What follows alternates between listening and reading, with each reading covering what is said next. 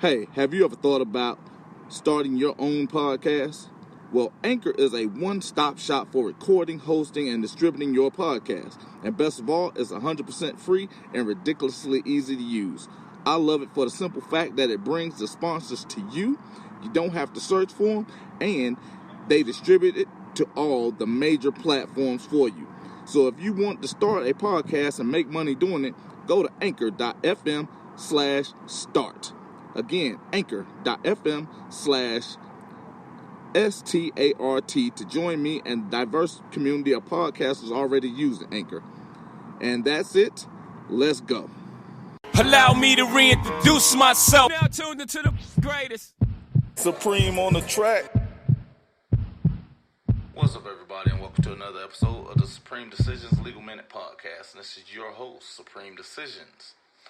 Now, today I want to talk to you about something that's on the note of a little bit of a more serious matter.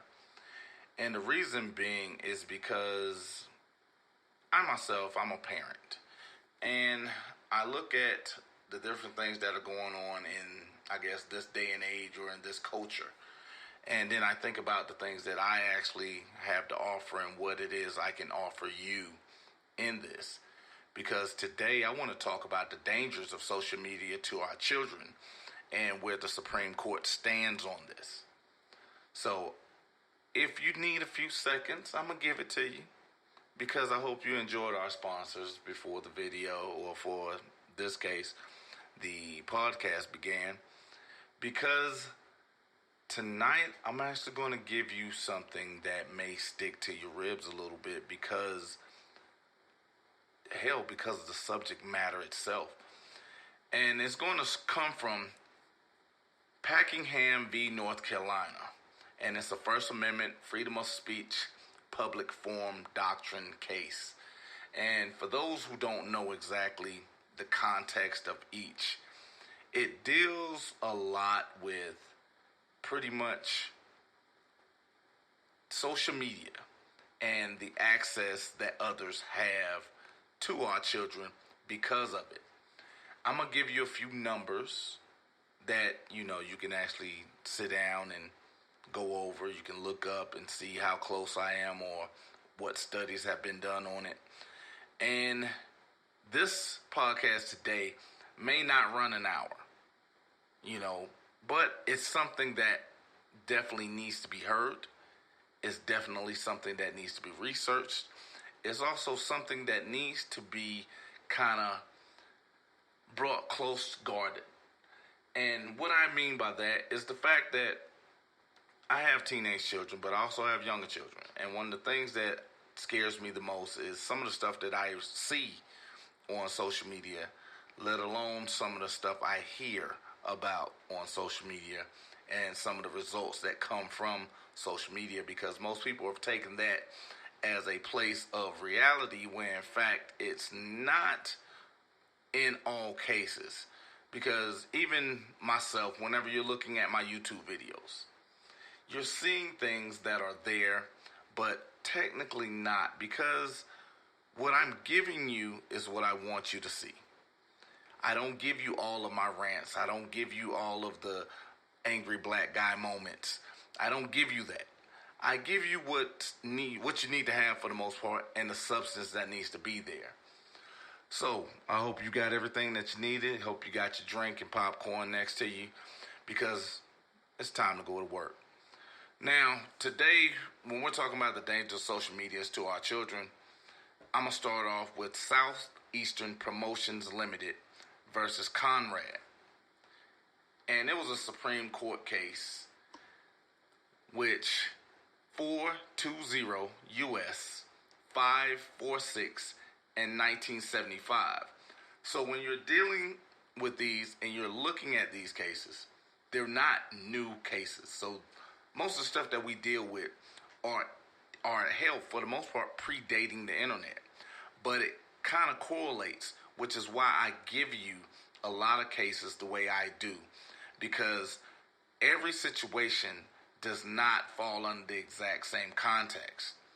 So you have this 1975 case, and we're also talking about social media. So just keep that in mind. Most of us wasn't introduced to the internet till, hell, what, the mid-90s or a little later? So just understand the correlation between the cases. But Southeastern Promotions Limited versus Conrad, basically it spoke about the medium of expression as assessed for First Amendment purposes by the standards suited to it, for each may present its own issues. Now, if you remember, I'm pretty sure it's over a year ago now, I did a video regarding the Open Government Act, which is a part of the Freedom of Information Act, and it explained what I guess justifies as media. And when you're talking about media, is anybody that has an audience. Technically, I fall under the category of media because not only do I give you something in print, which is, blogs or whatever, but I also give you something with video. I have an audience of more than two. I have things that you guys actually subscribe to. I have things that you guys actually pay for and promote. These are the things that count as media. But when you're talking as social media, it's pretty much the gathering place for all of this content. So just keep that in mind as we're moving forward, because that's the purpose of Southeastern Promotions Limited v. Conrad. Because as I get deeper into Packingham v. North Carolina, you're going to see how that statement or that case comes deeper into play. Because when you talk about Reno v. ACLU, special justifications for regulations of broadcast media did not apply to the vast democratic forms of the internet. And the reason we go into that is, again, we're talking about platforms of media. And when you're talking about the internet, that is now a gathering place. Because in Packingham v. North Carolina, it held that an unconstitutional state statute prohibiting registered sex offenders from accessing commercial social networking websites that permitted use by minors. This is where I talk about the dangers of social media to our children. Because while it talked in this case about Packingham v. North Carolina, it also dove into something where a lot of us kind of miss, and that's the selective incorporation doctrine, because it falls under the Supremacy Clause of the United States of America. Now, understanding just that little context, that little verbiage that's right there, while we're talking about things that are dealt in pedophilia, it's the pedophilia that is being accessed through forms such as Facebook, YouTube, Instagram, LinkedIn, and various other platforms where our children are, while there are many adults there. Because we also are the ones that introduce social media to our children. Because a lot of times we're the first ones to promote something with our child. And even in these constructs, most of us have no recollection or pay no attention, because that's not my mindset. Pretty sure that's not your mindset. But again, that's not everyone's mindset. And that's what social media does. It allows people that are of the like mindset to go out and scavenge. They go out and find folks that agree with them, disagree with them. They're allowed to voice their opinion and give their ideals, no matter whether we want them or we don't want them. Because a lot of times what we're not doing is placing our stuff in things or in a means of being private and selecting the people that we're allowed to see what we're posting or even what we're bringing into our, vicinity. Technically, it's like, who are you inviting to your house? That's what social media is. because you're not going to allow just any old rando to walk into your house. Why are you leaving your profiles public if it's not done for business? Why are you leaving profile public if you're dealing with your children online? You're allowing strangers to walk into your house. And that's what Packingham v. North Carolina was. It was literally a group of sex offenders. For whatever reason, they were banned from Facebook. And the context of it was, can you ban one section because of something? Or is it unconstitutional? But this was done at a state level. And the Supreme Court said no, because just because you're wording it a certain way, it does not restrict that actual people that you're trying to restrict it from. So it becomes unconstitutional because it is public. And I'm going to go into the ideals of it because they actually sat down and used the public forum doctrine, which was the framing the internet as a public space. Why? Because everyone has access to it by one means or another. And one of the things that was not addressed in this case was the account for the hybrid public and private nature of these digital realms. Because like I said, most of us, because I'm guilty of it as well, I actually had a page where I just let any old rando into my house because I left it on public. I later changed it to private, and then I set up a business page. The business page is public. My actual page where that means something to me, that's private because everybody can't come to my house. And I noticed, one, I don't have my children on my page because, there's too many people around me to have my children on my page. But I also have trolls. I also look at the fact that because of the way I shoot videos, the way and the manner in which I carry on my day-to-day, I talk about things that are personal to me in my life, I've actually had people that would literally sit in places that I would probably show up at to have a conversation with me. While at this point, nobody has done anything to try to harm me, but who's saying that that's not a possibility because of my social media postings? I want you to think about that because I'm actually going to go into stories later that depict that exact same situation because it's things that we're doing unconsciously. Why? Because just because we're not thinking on that level, that does not mean everybody else isn't. So, again, going back through them for those that didn't get it, it's Packingham v. North Carolina and Reno v. ACLU and Southeastern Promotions Ltd. v. Conrad. Now, this is just the setup to what we're going to be talking about because even social media itself can be pretty much the sharing of ideas, information, personal messages, and other content such as videos, podcasts, and vlogs. These are things that you can I actually said vlogs, but I meant blogs where you're actually typing, putting your stories up, and doing things of that nature. And even in the space of the public forum doctrine, I'm going to give you another case where it's Perry Education Association versus Perry Education Association is 460 U.S. 37, 1983.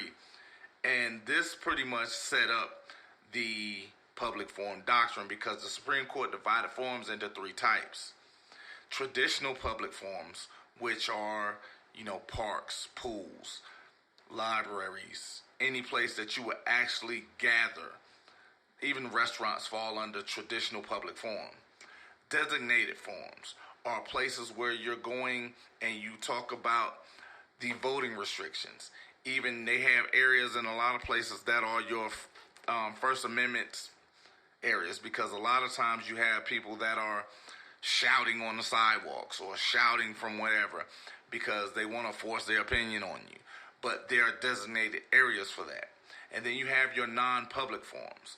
The problem is many of our social media forums are not non-public forums because we're blasting it out to the world and we're saying, you know what, everybody can see it. Now, do I recommend that everybody not see everything that you're doing? Depends on what you're doing. It's up to you because it's your choice. That's the one thing that you actually can do, and it's up to you. If you don't want to do it, don't do it. If you want to do it, do it. So, but the main thing is understanding every time you're posting, you're also posting information about your whereabouts. You also hear about things such as geotagging. You also give out a lot of information when you're signing up for Facebook, such as your city, your location, what high school you went to. Many of us give out our real name and our first and last name, which allow people to look that up. And the more information you're putting in, or in this case, putting out, the more information others have to search and verify who you are or who you are not. And even in the site, basically they gave a 4-part setup of what a social media network is. Because when we're talking about these things, it's, while the basics is Facebook, we know that's social media. Instagram, we know that's social media. But when we have other platforms, is that really social media? Because I can tell you right now, I'm probably on about 9 or 10. And at the end of the day, because even Reddit is considered social media, but here's the definition of social media that is given by the Supreme Court, and it's a 4-part section, just like the public forum doctrine is a 3-part section. Now, the first thing, it will be the site is operated by a person who derives revenue from membership fees, advertising, or other sources related to the operations of the website. Now, many of you understand that because I talked about YouTube. YouTube is operated by views and advertising. So, yes, that will be considered social media. You can always have comments. Those comments can be replied to. So, it also has part 2. Facilitates the social introduction between 2 or more persons for the purpose of friendship, meeting other persons, or information exchanges. Now, generally what I'm doing via podcasts and also videos is exchanging information. Because that's what I'm giving you. I'm giving you something that I have that's pretty much not mine, but I think you should have it. Because all of these are standards to which I feel you need, but I'm doing it through social constructs.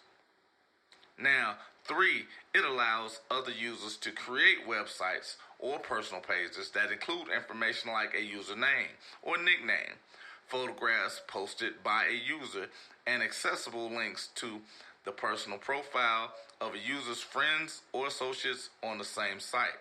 Now, again, I can do something simple as YouTube, because whenever you have a comment, you subscribe, I can click on your name. I can go to your page. Let's say you don't have any pictures. Cool. Maybe you just want to comment. Because a lot of times I run into that. People just want to comment. They want to enjoy the video. And hell, they just want to be there. It might have been something that they set up, 10 years ago when Google first started giving out free emails. Yeah, sign up for Gmail. Yeah, sign up. Go. Boom. There it is. And you just never thought about setting up your page. It's still there. It doesn't mean that it's not there. But again, now we're friends or associates. And I can click on your same page. And we can also go through, hell, if you wanted to, you can post a video. You can post a picture. Or you could not post anything. But at the end of the day, it's something that actually constitutes YouTube as a social media platform. And last, it provides users or visitors mechanisms to communicate with other users. That's the exact same thing that we just talked about in step 3. Because anybody that, once you comment, they can click on your name. They can click on your picture. It's probably going to be your nickname. So under your nickname, they can click on that. They can go to your page. They can have conversation with you or not have conversation with you, but it's their choice. But if you also remember, I did a video. I believe it was about a week ago now because I've been kind of slacking. But the torturous interference with commercial expectancy video. And I spoke about these exact constructs. But I was speaking about going after trolls and how we are paid and why you have yet to see it in the Supreme Court. And at the end of the day, it's understanding what it is that we're doing. And now I'm going to get back to the exact same reason why I spoke about the selective incorporation doctrine, and also going to talk about the context of the prohibition of anything that's done on the state level that's not constitutional. And basically, the reason the statute that was written in North Carolina, it was a prohibition unprecedented in the scope of the First Amendment speech it burdens. That is what invalidated it. It did not have a singular spectrum that actually either prevented everyone or allowed everyone. It has to do for everyone. Because again, I'm going to go deeper into that as we go along. But all persons have access to places where they can speak and listen, and then after reflection, speak and listen once more. So when we're talking about that, to protect the right to speak in a spatial context, the basic rule that a street or a park is a quintessential form for the exercise of First Amendment rights. Now, the reason why that was spoken of is because when we talked about the three aspects of a public forum doctrine, I used parks and other things of that nature. But in Parkingham, it referred to the context as the street or neighborhood. Because on Facebook, you're able to speak, share information. You're able to do other things that are allowed in a spatial forum. The problem is, no matter what it is you're doing on an innocent level, there are a lot of people that will attempt to do it in a sinister level. Regardless of what's being done, just because you're not thinking of it does not mean others aren't. And when we're talking about this, is identifying the most important places in a spatial sense for the exchange of these views. Now, a lot of times you're probably watching TV and you hear stuff about the dark web. Oh, the dark web.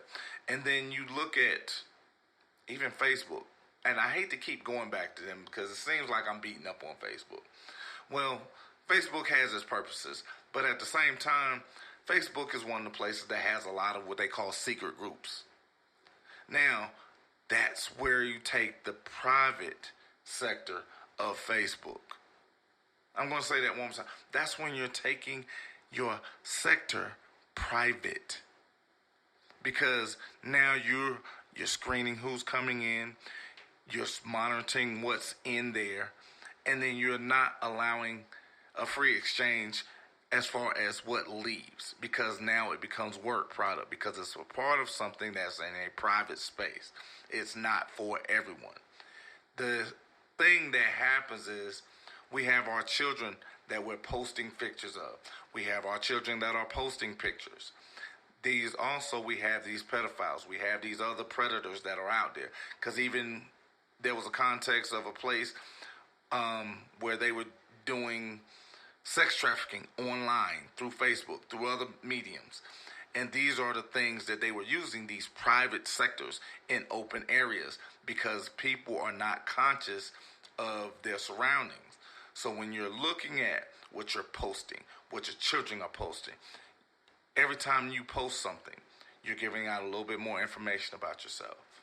You're giving out a little bit more information about where you go. And the problem is, most of us are creatures of habit. And even in these spatial forms, even in these open air spaces. These are things that can become detrimental, although we are doing them in an innocent form. So just keep that in mind. We are not the only ones that are looking at our profiles. We are not the only ones that are looking at our children's profiles.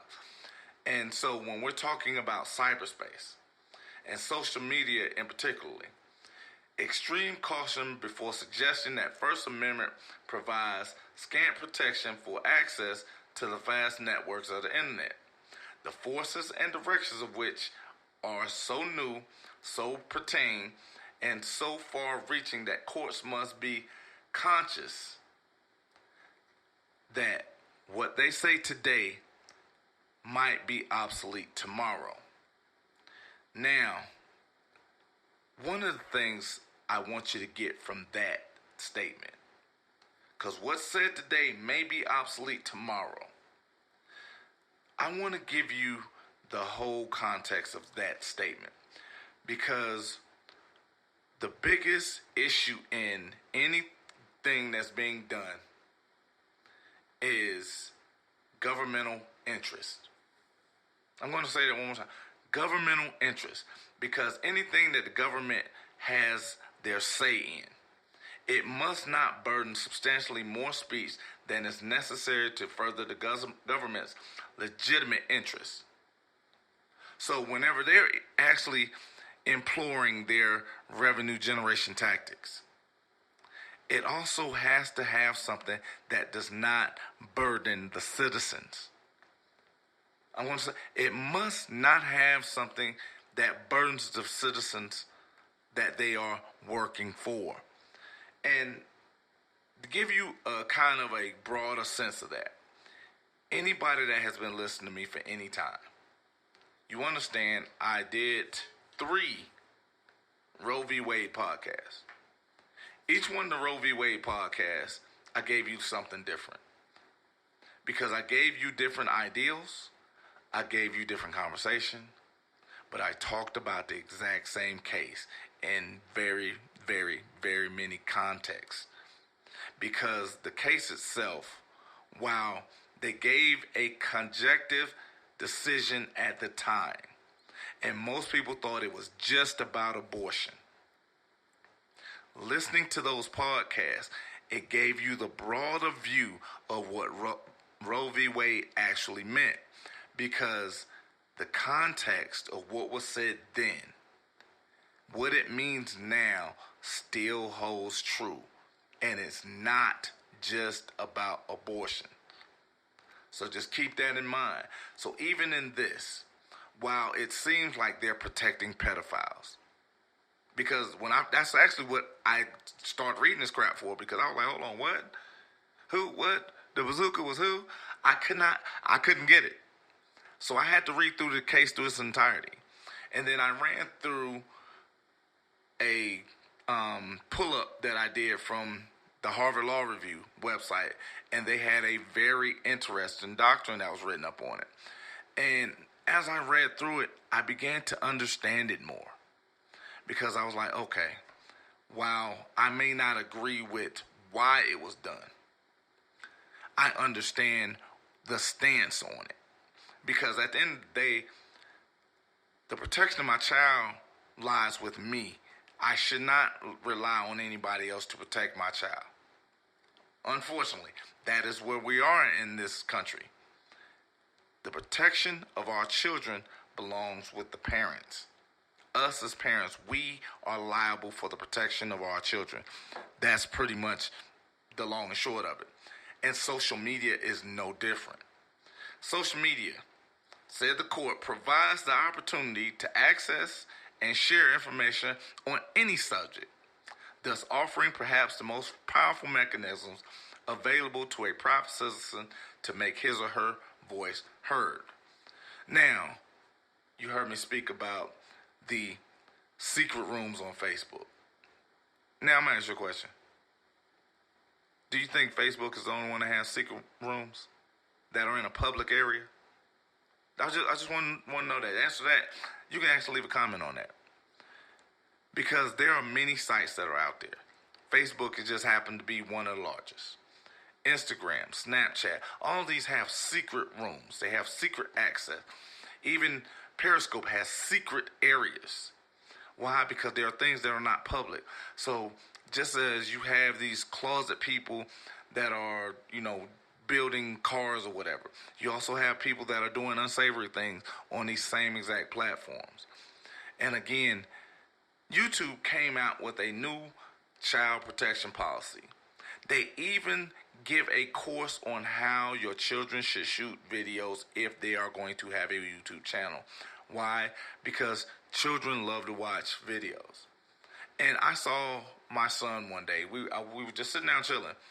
And I looked down and I thought he was watching TV. He's on his iPad. And I look and I see that it's 2 hours long. And I'm like, dude, are you actually watching someone else play a video game? And he looked at me and said, yeah, pretty much. And he literally sat there. Every time I looked at him, he was watching the exact same game for more than 2 hours. And the things that people watch online no longer amazes me. Because when I saw him do that, I literally just kind of ran through YouTube just to see some of the stuff that's on there, because I don't watch a whole lot of stuff that's on there. If it's not basketball, post moves, or doing something with music, I really don't. I might watch a how to edit a video type deal every now and then. I don't watch them as much anymore, but other than that, I'm not really on it. So when I sat down and I looked at the different things that are out there, it amazed me. And it's like, this is actually one of the things that scares me the most. Because we are in an information age. We are in an age where everything is instant. Because I'm going to tell you the truth. I had a 1996 Jeep Cherokee. The axle broke on my truck. Anybody that had the Jeep Cherokee, you know the axle broke on it. That is just what they do. I learned about Dana's and all this other stuff. But here's the funny part. I didn't take it to a mechanic. I went to YouTube. I literally learned how to change the axle on a brand new truck watching YouTube. The things that you will learn to do watching these videos is amazing. And then you're talking about YouTube has 400 hours being uploaded more than every minute. Like 400 hours of videos being uploaded per minute. So there are literally billions and billions of videos online. So when you're talking about protecting your children, it's going through the aspects of understanding what's happening. Now, I'm going to give you another story. Y'all know I love to get the stories. I got to give you one. But one of the things that actually, when I read through the child protection policy and how to shoot videos, because I actually watched it, because they are dogged on protecting the children. Even California has a thing now. If you are in California and you upload a video and it's not labeled against children or anything like that, they will delete it, and you're probably going to have somebody come knock on your door. There's a good chance of that. But I was watching this news story one day, and to me it was amazing simply because it was this young lady. She was an enormous YouTuber. I say it was because I don't know if she's still shooting videos, but she had millions of followers, and all she did all day was talk about what she cooked, how she prepared her kids for school, and all these good things. Now, here's the crazy part about that. She had more than 2,000 videos online. She had been doing this for maybe the past 6-7 years. Now, what happened with this young woman was she would shoot videos down the street from her house. She shot videos directly in front of her house. And then she shot videos in damn near every room of her house. Now, in doing so, she put her entire family online. Why? Because everything that she was doing was innocent and it was enjoying. Right? That's what brought her joy. It made her happy. Well, part of the sinister shit that these people do is this young lady had somebody that had been following her for years. He created a map of her house simply from watching her videos. He found out where she lived at simply by watching her videos. Why? Because she shot multiple videos, not only at her house, but on her street, in front of her home, at her children's school. She did a lot of things that kind of brought her life into everybody else's life. One of her fans kidnapped her son. He didn't harm him, but he kidnapped her son. He went to their house in the middle of the night. Why? Because unbeknownst to her, in one of her early videos, when they were installing the alarm, she put the code online accidentally. So he came right on into the house without setting off the alarm, walked right into the child's bedroom, grabbed the child's favorite toy, walked straight out the front door with the child. No one was the wiser until the next morning when it was time to go to school. But I said that to say this. And this is also why I don't know if she's still doing videos or not, because this is why YouTube put things like this in play, because she's not the first person to have that happen to her. She's probably not going to be the last, and that's the sad part about this whole situation. But it's understanding that the Supreme Court, while they're protecting one, they're hindering others. But when it's done at the state level, if it's good for one, it's good for all, which is what makes it unconstitutional. And later on, you're going to hear me talk about things like extraordinary breath. And when I said that, breathth. You'll also hear me say overbreath, which is overbreath. And the reason why is because that's the language that's used when you're talking about unconstitutional state statutes. Because when they're unconstitutional at the state level, they must agree with federal statutes in order for them to be law. I'll go into that because that also falls under equal protection, which also falls under due process. That's why when you hear about people applying certain statutes or anything like that, it's going through the 14th Amendment, because it's enforced through the 14th Amendment because of the due process clause of the Supreme Law of the Land, which is the Constitution of the United States. So remember, equal protection, if it's good for one, it's good for all. And again, being conscious of what's going on not only with yourself, it's going on with your children. Because just like I said, 7 in 10 American adults use at least one social media network service. I just told you I'm on like 10. Yeah, I'm on a bunch of them. It actually may be more than that, because I don't know if you would count the different platforms my podcast is on.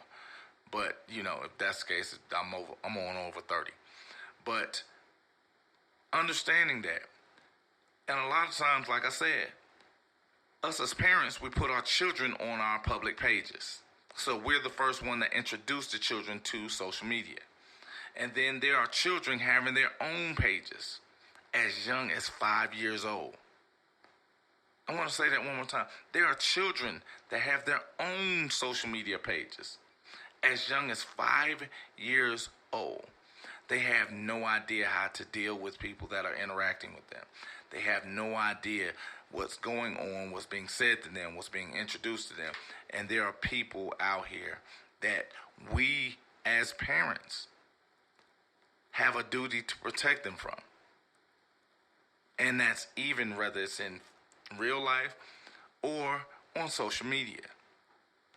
And then we have to actually come to grips that the internet substitutes for many public squares, and people increasingly take their self-expression purchasing, and activities of assembly and association to digital environments.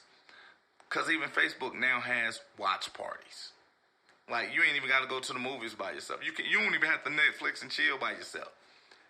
Yep, your girl don't want to come over, your guy don't want to come over. Cool, we'll just have a watch party and just start watching videos. You can do that with as many people you want to let in, or as many people want to watch with you. And it's those constructs of we're becoming more social, antisocially. Because while we're being social with others, we're not doing it in the form of where we actually have to interact. Which why in a lot of places or in a lot of states, that's good that we're not interacting with a whole bunch of people. But it's also one of the bad things, because one of the things that we all need is human contact. Because I'm an old school guy. I'd rather be close to you, look in your eye, honestly, and say what I gotta say, you say what you gotta say, and then we know where each other stands at. That's not what we have in this new society. That's not what the protections are in this new society. We have to do it, again, not only in the personal realm. We have to do it now in the digital realm. We have to be cognizant of what's going on, not only with ourselves, but those digitally around us. Because hell, there's even a time when you have a bunch of friends that come around and they're taking selfies everywhere. Like, I've actually found pictures of me online. I'm like, hold on, when the hell, who took that one? But it's funny because at the end of the day, while they're done innocently, there are things that are being put out unbeknownst to us a lot of times. Hell, what about you're walking by somebody in the mall and they're taking their selfie? Or you're at the ice cream shop, or you're doing something. These are things that are used basically as trackers now. And even for some people, they're becoming markers. Because I don't know if you know this, but let's say you take a picture off your page. Take a picture of yourself off one of your pages. Google has an image search that'll go through millions of images online that closely match that image that you're putting in. And a lot of times it will return thousands of images. Some that you put up, some that others put up. Some that you took, some that others took. Some known, often unbeknownst to you. But these are the things that we have to deal with, whether we want to or not. Because when you're talking about the public forum doctrine itself and how it's set up, it reaches metaphysical fora, such as public universities, extending the doctrine beyond physical places or resources owned or exclusively controlled. Because when you're talking about places like Instagram, Facebook, hell, because at one point it was divine. Do it for the vine. Are we really doing it just for the vine? You got people out here running around. Every time something stupid happens, they want to yell World Star. It doesn't only stay on World Star. You have to understand what's being done, because you're giving up your permissions to certain documents, certain images, certain activities when you're doing this. So understanding, being conscious of what's going on around you. And here's the crazier part, because I'm actually about to close up. But the vast majority of speech on the internet today occurs within private places and spaces that are owned and regulated by private entities. Here's the problem with that. Once we speak it out, it becomes public, because we're not sharing it with a closed section of people. We're sharing it with anyone who wants to see it, hear it, view it, talk about it, comment on it, complain about it, want to donate to it. That's what we're doing. So even as a private entity, when you're putting it out and your page is not private, your child's page is not private, you're putting it out for the world. As a private entity, you're putting it out for public use. And that exercise significantly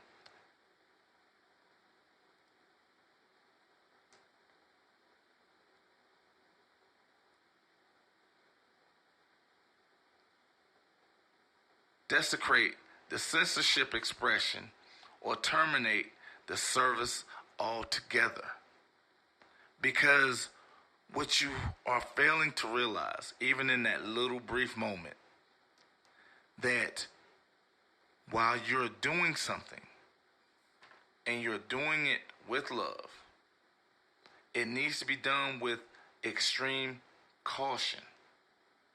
Because even the court spoke about in confronting the relationship between the First Amendment and the internet, you can't regulate it, because while you want to give it doors, the door they give you, most of us don't close. We would never go and knowingly live next to a pedophile and leave our windows open. We never knowingly go to an area where there's a group of pedophiles and allow our children to play or swim or do any of these other things. But that's what we're doing when we leave our pages public and it's not a business page. That's what we're doing when we're allowing our children to just post things randomly without monitoring the backgrounds that they have. Because the crazier part about it, a lot of times, most people don't even know portrait is saving their life. I want you to understand that. Portrait mode saves your life because it blurs your background. So if you're going to take selfies, take them in portrait mode. If you have an iPhone, that's great. If you have a Note, that's even better. Because I want you to understand, you have to protect you, but you also have to protect the activities of your children, because that's your responsibility. Because while the Supreme Court is protecting our human rights, we have to enforce those rights. We have to be the ones to exercise them. And we have to be the one to be vigilant and cautious and understand the public forum example demonstrates how the opinions, broad public space dicta invite use of its context outside the facial confines of the case. Because we're talking literally about a case where a pedophile or a sex offender, I'm going to have to clean that up a little bit, but at the end of the day, it is what it is, because whether he's a sex offender or a pedophile or whatever, it's still in the same realm. Why it may be different verbiage, why it's in the same realm. It not only affects them, it affects all of us. That is why the Supreme Court protected the right, because you have the right to make your page private. You have the right to switch your children's page to private. If you're leaving it public, you're telling people it's okay to not only look and comment and do all this other stupidness, but you're also saying that I am in control. I am aware of what I'm doing.